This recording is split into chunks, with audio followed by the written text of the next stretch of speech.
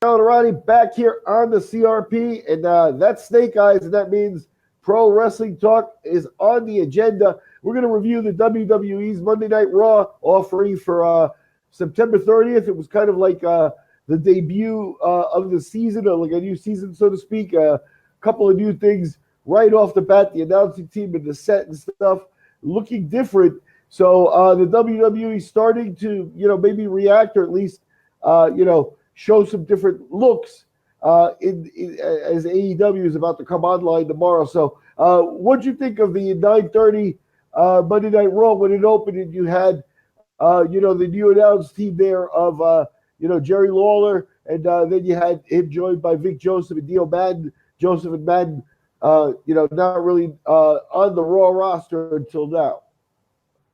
Well, and Vic Joseph, he's been doing a hell of a job on 205 Live, so it's nice to see him bumped up. I felt the other guy was a little quiet. I guess maybe I just don't recognize his voice, or maybe whatever the case. But I think having Jerry Lawler there is probably just guiding them through the waters at this point until Jerry can kind of leave, and it's the two younger guys to carry on to the next generation. But I dig the new set. I mean, let's be real here. The WWE set really hasn't changed very drastically like that in 20 some years.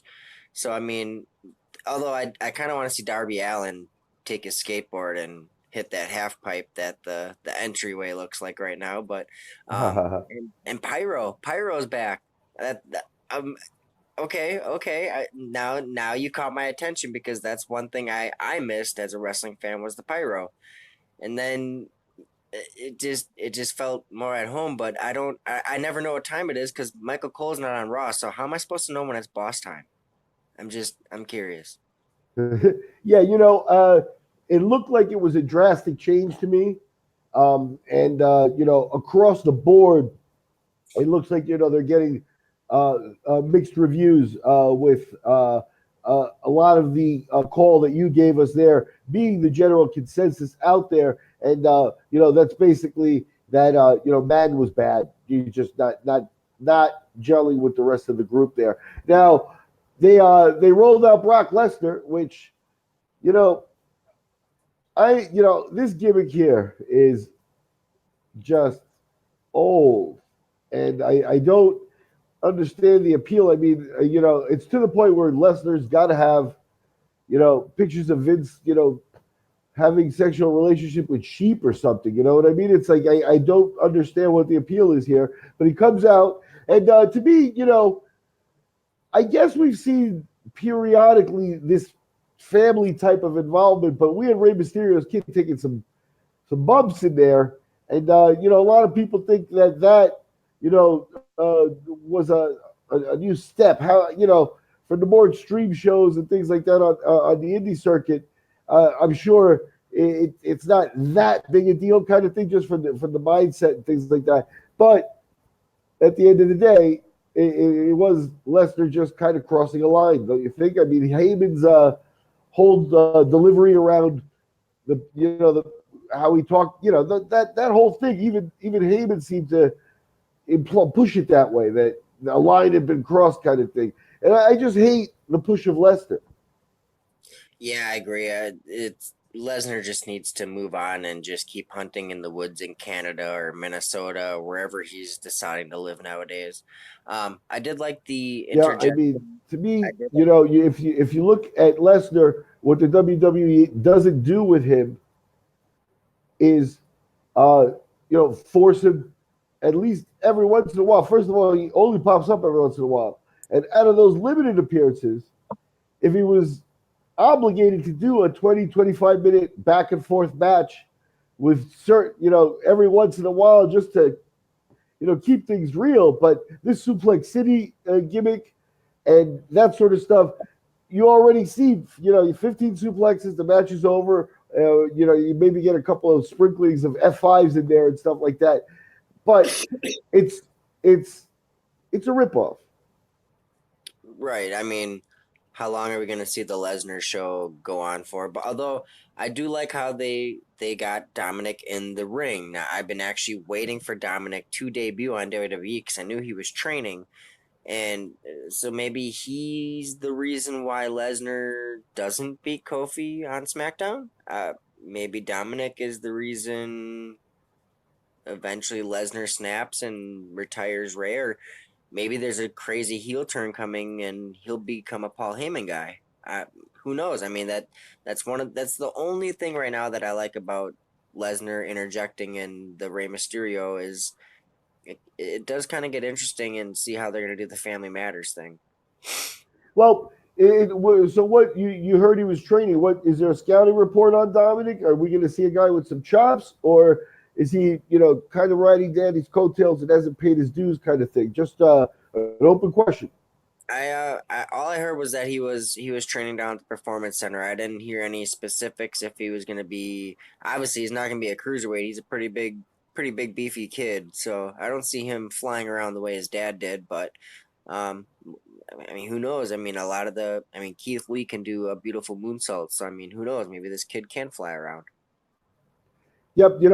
Another point of reference was the recent debut of former UFC champion Cain Velasquez in Mexico, and he took to the air a la Dusty Rhodes, so to speak. Dusty always used to threaten the aerial maneuvers, and he didn't have to resort to that too much. But you do see some big guys flying around. Kane had some moves. Later on this card, we'll talk about Heavy Machinery and some of the other big guys in the WWE there on the tag team scene. I think the tag team scene underutilized, but you're in a situation there where we're seeing some big guys flying around though. We had Becky Lynch come out and do a promo as she continues her feud with Sasha Banks and the powers that be there, and not much to say there. And then we got the tag team titles on the line with Rhodes and Ziegler, kind of a thrown together tag team, but two talented guys that look good, together, and they'll make the most of it. Taking on Heavy Machinery, and I call me, a mark, and I'm okay with that.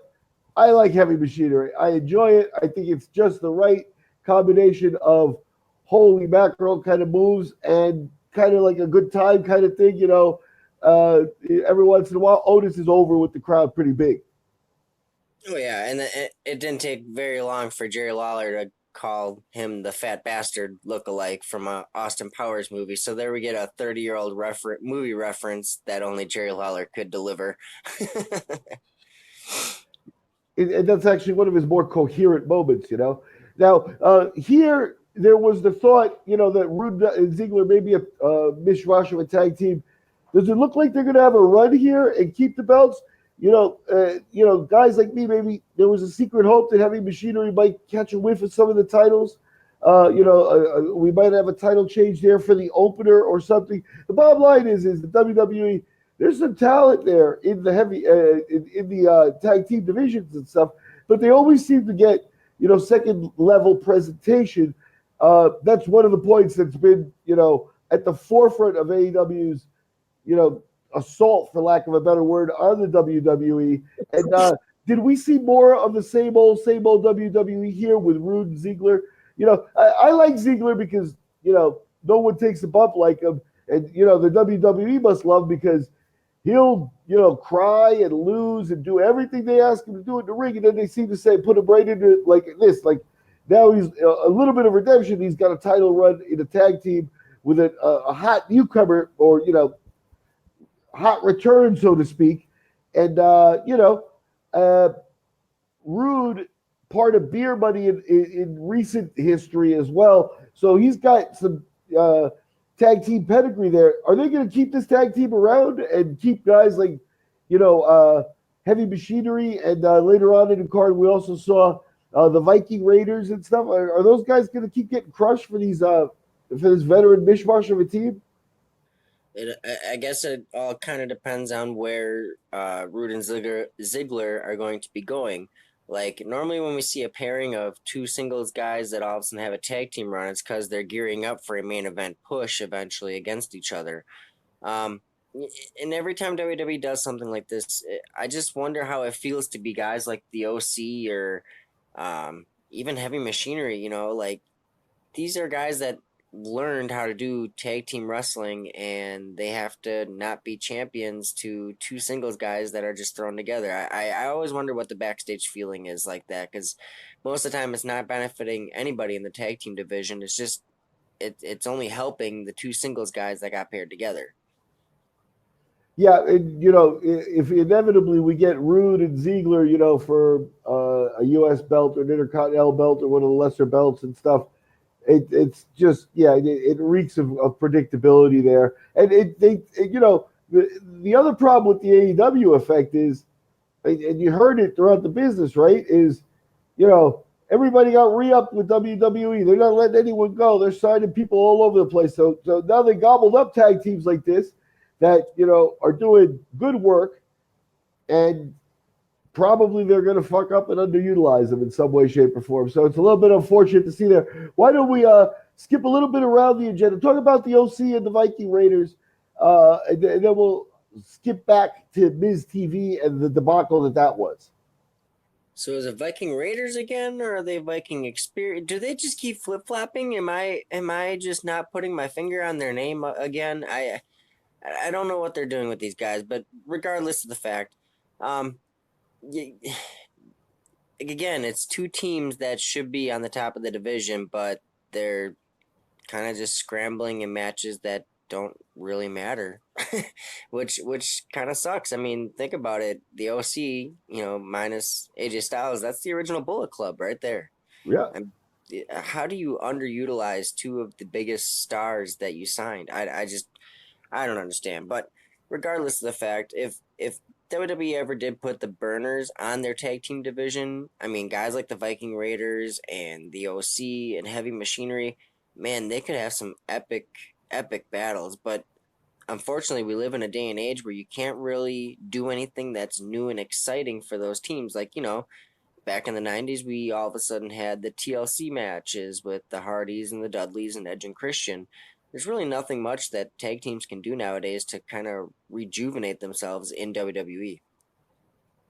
Yeah, I mean, for AEW, I harbor a secret hope that at some point we're going to see the return of the scaffolding matches that used to be the highlight of like the Rock and Roll Express era of tag team wrestling and stuff like that. And we kind of saw like the table ladders and chairs match to end the table ladders and chairs match already between the Young Bucks and the Lucha Brothers, right? So how do you top that? Maybe some scaffolding. But the WWE seems closed to a lot of that.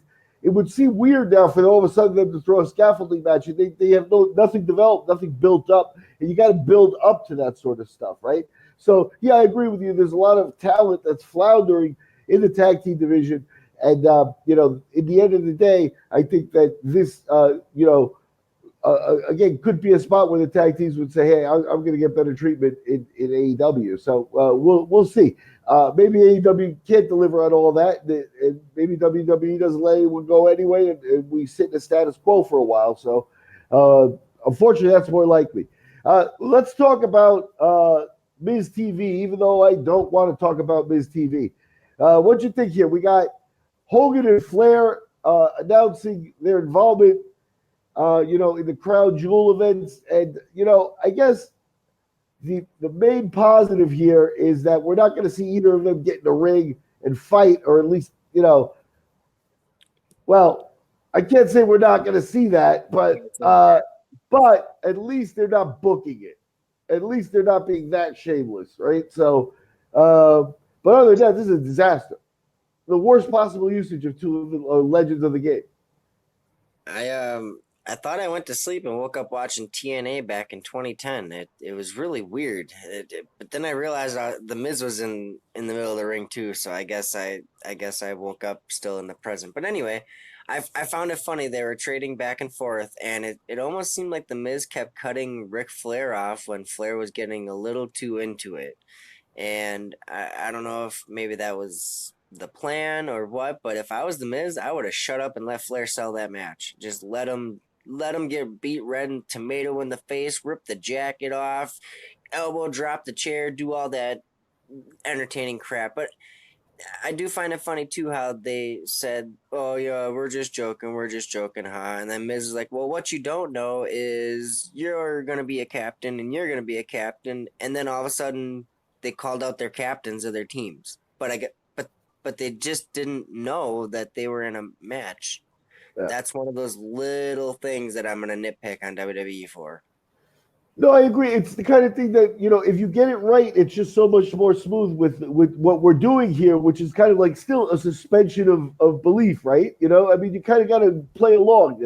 It's like when you Well, watch Jurassic Park, if you refuse to accept that there's dinosaurs, the movie's gonna not do it for you. You got to suspend that belief. WWE's like that, but then with little things like that, they kind of insult the crowd. So I agree with you. That's just a bad presentation. Here, the problem to me here is that Ric Flair to me, you're talking about a legendary guy. Obviously, about Rushmore legendary guy, and but you know there are times where Grandpa gets a little embarrassing nowadays. You know what I mean? And it really that segment to me reeked of he got his meds wrong or whatever. And I think at some point you do have to, I'd be worried about it. There's already talk. Rick's a little bit mad about the man thing, but that's some, separate conversation. But, you know, he's already taken way too many bumps. He's already in his 70s. He spent a lot of time in ERs and recoveries and things like that. And, in ring action or bumps, when he gets in there, he goes, like you said, he starts to get beat red, stuff like that. His doctor must be, you know, beside himself because that's the kind of thing that they're probably begging him to avoid, right? But he's wired the way he's wired, so they're not going to be able to control him and stuff like that. So, like I said, this is just not the right presentation for two legends like that. It's like, the WWE, maybe it's a sore point, and I keep bringing up AEW, but you can't. Every once in a while, they take a legend and they just, like Dusty Rhodes is a perfect example of dressing the man in polka dots, and at the end of his career, and basically having him play the buffoon. Um, why do they do that? Hogan. Most people. I was just listening to a segment for Hogan. I think it was Joe Rogan that said he met Hogan, back in the day, kind of thing, and then he met him like in the recent past, and he goes, something was different because he's actually smaller, and he's actually 4 inches smaller with back surgeries and things like that. I mean, he's still a huge man and stuff like that.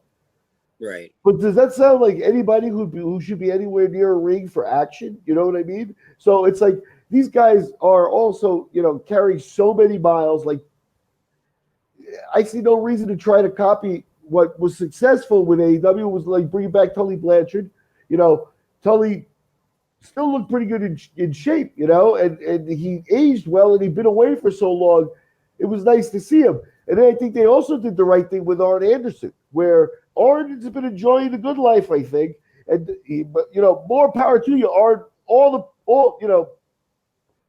Have a drink on me too. You know what I mean? But the point is they couldn't do much more with him than have him run out, do his move, and run him back out because, maybe he's not capable of that.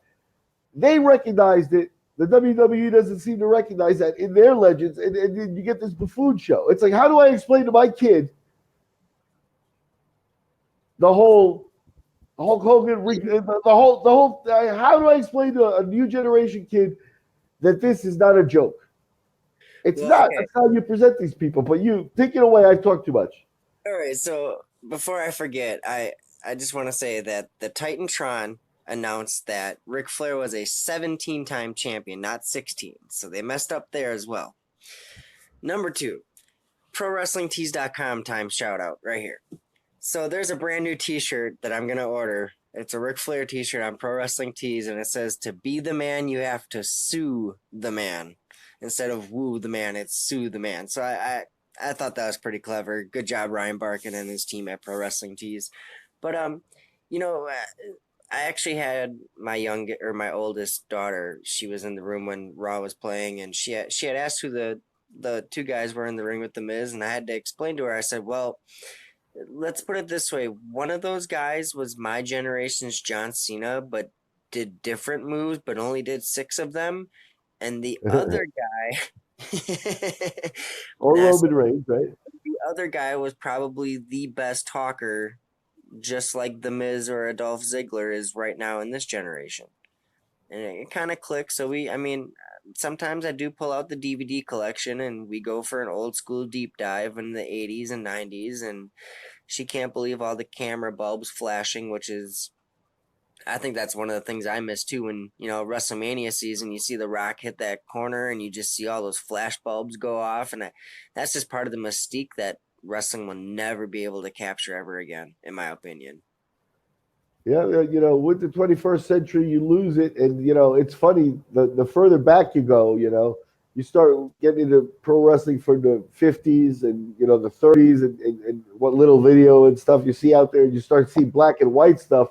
And I always see black and white stuff, and I have a saying that I think it holds water across the sports and stuff. It's like the photos in boxing, wrestling, MMA or whatever.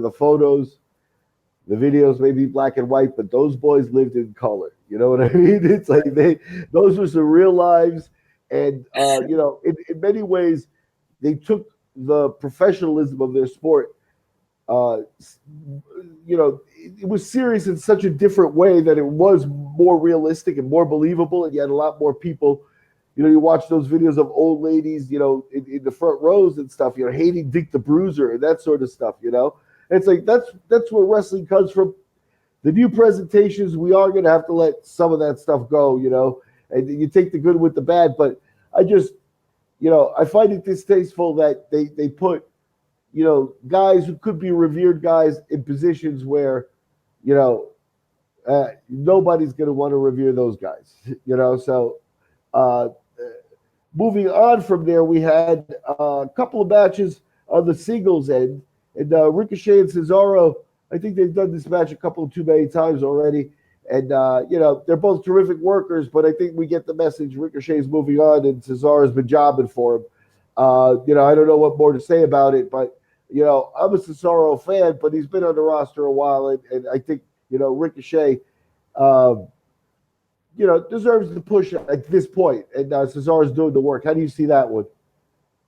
Well, Cesaro needs longer pants for one. I mean, Uh, those were just atrocious. Cesaro always seems to get hit with the bad luck bug. First, when he debuted, he had the worst theme music in eternity. And then he finally came back and he had the tearaway suit and all that stuff. Okay, everybody kind of got with it, and then he went to Sheamus. And now he's by himself and he's got the most atrocious ring gear other than maybe Baron Corbin. So, but I really wish Cesaro could get like a IC title run or even a USA title run. He deserves something, man. That dude's matches are always just phenomenal, and he can bump and he can work and he can hit and sell. And I mean, dude lost a tooth in the middle of a match and still finished that match, and it was wedged 2 inches into his gum line. Like that takes balls, man. That takes a man to get through something like that. So, and Ricochet is gonna be the guy that could be a world champion within the next 5 years. So I mean, you got to give this guy the booster. You can't do 50-50 booking with Ricochet. You either give him all or you give him nothing. You send him to 205 Live, but he's 206 pounds, so you can't send him there. Very, very interesting stuff. So I'll buy all that. Cesaro, like I said, he's been with the company through a couple of editions of it. Um, I think he puts on a show just about every time he gets in the ring and stuff like that. That's underestimated. Maybe even a move back to NXT where he could be like a dominant invader kind of thing. Might even work for him and stuff. So we'll see what they do for him there. But yeah, I think we're going to see Ricochet continue to move back up. And, Ricochet's got, a very, very modern style that's very appealing. And that leads us to the next match, Styles versus Alexander. Talk about this one. Man, that I can't get over that lumbar into the Styles clash for the finish. That was awesome. And that's the type of matches that WWE needs, is that older, wiser veteran and the younger, newer talent. That is a way to get over that young talent. AJ Styles didn't lose any steam, didn't lose any momentum. I mean, he worked a match to get this kid over, and I think the last couple of weeks of working with AJ, Cedric Alexander has definitely had a spotlight on him. Unfortunately, he might just get lost in the mix with Ricochet because they're both high flyers. They're both good in shape. They both work really well. It just sucks because I just see him getting floundered eventually.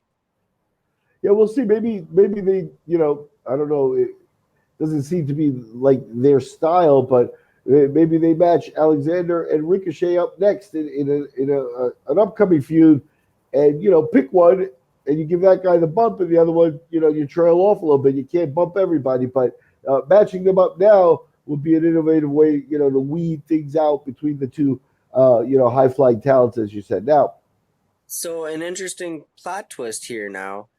What if during this draft, since they're really putting a lot of emphasis on SmackDown, so what happens if they try to make SmackDown the A show because it's on Fox and Raw is nothing but Ricochet, Cedric Alexander, AJ Styles, those body types? What that would really change the landscape of WWE if they put all the giants on the Fox show for SmackDown and left all the smaller middle card guys that are getting squandered the A show. That would be one way to kind of elevate that young talent. I mean, like I said, they're putting a lot of importance on SmackDown on Fox. yeah, and in the long run, I don't know that that's not misguided. In that, to me, Raw and SmackDown, as separate brands, is a little bit of an abomination, and it's a little bit of a nod from the WWE's to the wars with WCW and NWA and that sort of stuff, where both companies elevate themselves by being a rival with each other, And now with drafts and things like that, they're able to muddy the waters and things like that. But if AEW does take off, it limits the need for a second brand in house so that you can create that competition. That competition is already there. Add to that the fact that they're already carrying NXT, and NXT is looking less and less like a developmental brand and more as like, a nice frontline product with a different twist. And at the end of the day, do you really need Raw and SmackDown operating under different brands, or do you want to just deliver two shows and forget all that? Dedicate yourself to the tag teams and stuff like that, or whatever. But forget all that. If AEW does their job, then you don't really need the fake competition.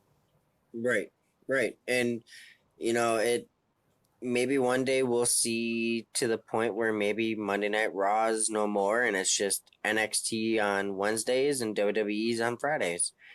Maybe something will happen along those lines eventually because either way, right now NXT is a few homegrown talent mixed with Ring of Honor's greatest hits along with a couple of Impact Wrestling greatest hits. So really all we're getting is just the minor level shows being elevated and working together. Basically is what it is. Now, the last item here on our agenda is Bray Wyatt and the Firefly Funhouse, and it's kind of creepy, huh? He does a good job of his presentation. I love the third generation, the Blackjack Mulligan connection and his family ties and things like that. I think the WWE is foolish to not use that. I guess is he using a mandible claw now? Because why not bring back the old claw? The mandible claw is mankind's. Why not bring back his grandfather's claw? Because I don't know if I mentioned it with you or somebody else on a wrestling podcast, but I remember I've seen Blackjack Mulligan fight in the 70s, and the way the WWE presented it was, this is, again, it's 70s thinking of things like that, but think as a child watching the TV, and he puts that claw on, and they would put a red X on the screen and say censored, and they wouldn't show you And then the commotion's there, and you catch a glimpse of the guy all bloody and messed up and stuff like that. But again, the mandible claw, the claw, why not invoke all that history and stuff like that? Why does the WWE leave that? Other than that, Bray Wyatt gets an A in my book. Oh, 100%. This Fiend character is definitely kickstarted Bray Wyatt's career. I felt he was kind of in a tailspin there for a while before he got injured. He just, again, another great talent that was just kind of floundering and never really had the trigger pulled on him when given the opportunity. So now we have the Fiend, which at first I remember a lot of people thinking, what the hell is this Firefly? This is stupid. Bray, this is the end of Bray's career. And then I told everybody, just wait. It's going to get crazy. And sure enough, I mean, this latest episode, what was it, the squirrel or whatever, the rabbit? The rabbit died, yeah. He died from being too scared. And I like how every episode the wall is different. So now we have all the legends behind him with the X. And I guess my only complaint with this storyline between Seth Rollins and Bray Wyatt, we've had Seth Rollins be the Kingslayer. He's the Beast Slayer. But he's scared of a guy that came back just wearing a mask. It doesn't, I mean. Yeah, yeah, I think the character is so over the top, like The Undertaker or something like that, that he actually almost falls into that Orange Cassidy kind of role where it's like, all right, you got to buy that the mask is more than just Bray Wyatt wearing a mask. You got to buy into that in order to really get everything out of the character. And if not, it's just Bray Wyatt wearing, a mask and, doing shows that, they kind of have that Rob Zombie kind of like directorial feel, you know what I mean? And Rob Zombie's a decorated, director and stuff like that, but he's not for everybody.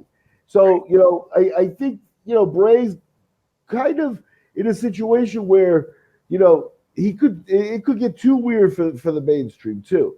So we need to be careful here. But I think, most people enjoy what we've seen so far. He has done a good job, I think, towing that line up until now. And what I remember most about him is, again, having high hopes for him coming in with his family pedigree and stuff like that. I saw no reason for him to have a family and to have like any of that whole like wasted gimmick that was Eric Rowan and Luke Harper, part of the family. Now from there came Braun Strowman and stuff like that. But again, all that did was muddy the waters and take the emphasis off of Bray. He didn't need any of that. Right. I agree. I mean, it was a formidable stable. I mean, it was kind of a good gimmick that the WWE kind of needed at the time, because I think they were kind of in a stalemate with pushing new people and getting new things over. I do like how they going back to the point with the mandible claw and all that. I do like how they switched Bray's finisher up instead of being Sister Abigail.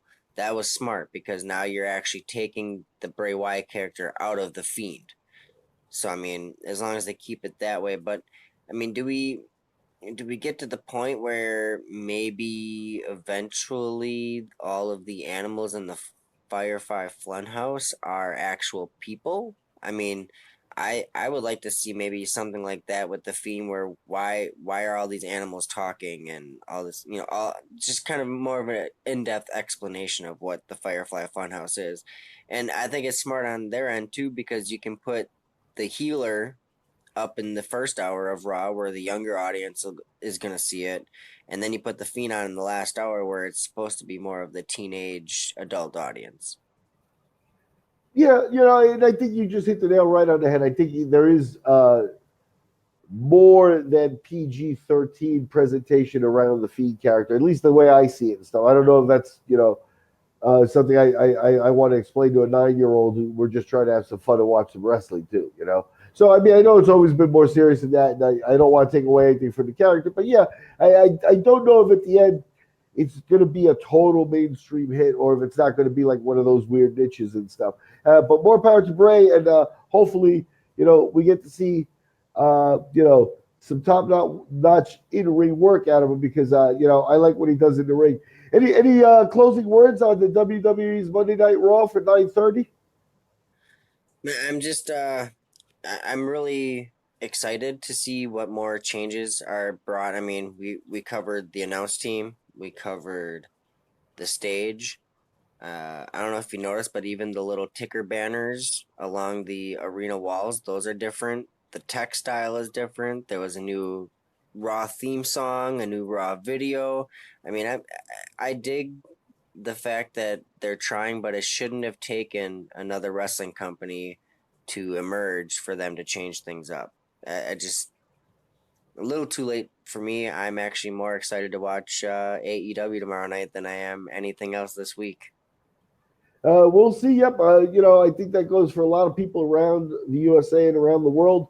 We'll see if AEW delivers. All signs are good for the Wednesday night show. So we will definitely be doing a review here at the CRP. I'm Miguel Arani, and that's Snake Eyes. This has been our review of the Monday Night Raw for September 30th. You can check back later tonight or tomorrow morning for our wrap-up of the SmackDown. And, of course, all eyes on AEW come Wednesday night.